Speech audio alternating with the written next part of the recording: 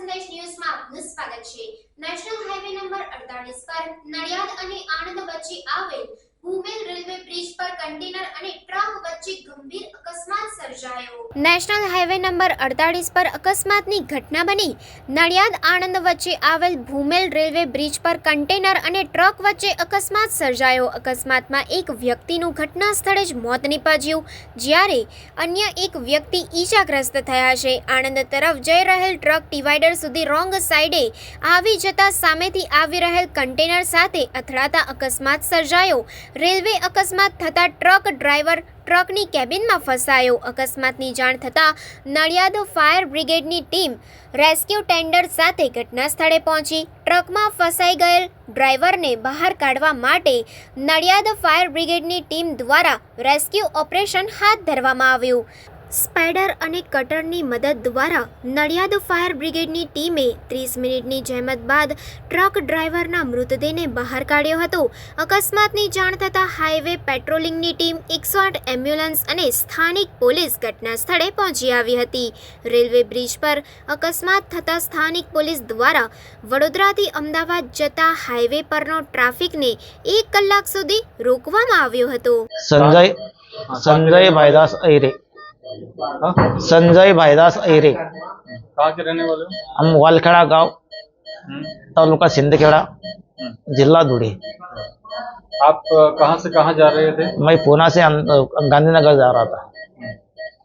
क्या लेके जा रहे थे और क्या हुआ था? वेपर लेके जा रहा था। मैं मेरे साइड से चल रहा था, उस साइड की गाड़ी इस साइड में आके टकरा गई मेरी गाड़ी को। डिवाइडर कूद के गाड़ी मेरी गाड़ी में टकरा गई है। अब उस गाड़ी को क्या हुआ भगवान जाने। फिर क्या हुआ? फिर क्या मुझे मालूम नहीं। मैं तो लोगों ने मेरे को निकाला। मेरी गाड़ी पुलिया के नीचे आ गया है, आधी गाड़ी पुलिया के नीचे आ गई। इतनी जोर से टक्कर मारी मेरी गाड़ी को उसने, तो मेरी गाड़ी घसट के पुलिया के अंदर चली गई है। फिर मैं इधर आ गया हॉस्पिटल में। तो आप अकेले ही जा रहे थे, कोई था नहीं आपके पास? नहीं, मैं अकेला ही था। मारू नाम Gadhvi Chirag, station fire officer Nadiad fire and emergency service. अमने कॉल मळता भूमेल हाईवे पर वडोदराथी अमदावाद जती एक ट्रक, अमदावादथी वडोदरा जती ट्रक, अमदावादथी जे वडोदरा जती थी ट्रक, ड्राइवरे काबू गुमावता रोंग साइड आवी जता ट्रक में घुसी गए। ट्रक में घुसता एक ड्राइवर बहु खराब रीते अंदर फसायेलो हतो। अंदर फसावाना कारणे अंदर निकळे एवं पोजिशन में नहोतुं। तो अमारा भारत सरकार द्वारा जे आपवामां आव्युं, गुजरात सरकारे अमने फायर टेंडर फाळव्युं छे, रेस्क्यू टेंडर, एमांथी कटर काढी कटर द्वारा एने स्पीडर कटर द्वारा पહોળું કરી જે બોડી ફસાયેલી હતી માણસની તેને બહાર કાઢેલ છે। બહાર કાઢ્યા બાદ નેશનલ હાઈવે જે 48 ની એમ્બ્યુલન્સ હતી એને સોંપેલ છે। કેટલા લોકો ઇન્જર્ડ થયા જેવું કંઈ જાણવા મળ્યું? જાણવા મળેલ નથી, પણ અંદાજિત વાત પરથી 2 જણ 3 જણ ઇન્જર્ડ છે, એકને સિવિલમાં હોસ્પિટલમાં ખસેડવામાં આવેલ છે। કેટલો સમય સુધી ટ્રાફિક જામ રહ્યો? અહીંયા ઓછામાં ઓછું અમારા આવ્યા પછી અડધો પોણો કલાક ટ્રાફિક જામ થયેલ છે। રેસ્ક્યુ ઓપરેશન કેટલો સમય ચાલુ રહ્યો? રેસ્ક્યુ ઓપરેશન મિનિમમ 25 થી 30 મિનિટ ચાલે છે। હાલ અત્યારે કેટલા લોકો ત્યાં? સિવિલ હોસ્પિટલમાં એક માણસ છે, અંદાજિત 2 થી 3 માણસને ઇન્જરી થયેલી છે। ટ્રકોમાં શું ભર્યું છે કંઈ જાણવા મળ્યું? ના, ટ્રક એક ખાલી જણાયેલ છે, એકમાં માલુમ પડેલ નથી શું ભરેલ છે। સર, કોની બેદરકારી લાગે છે? જે અમદાવાદથી ટ્રક આવતી હતી એ બરોડા તરફ જઈ હતી, એની બેકાબુ ડ્રાઈવરની બેકાબુ જણાય છે।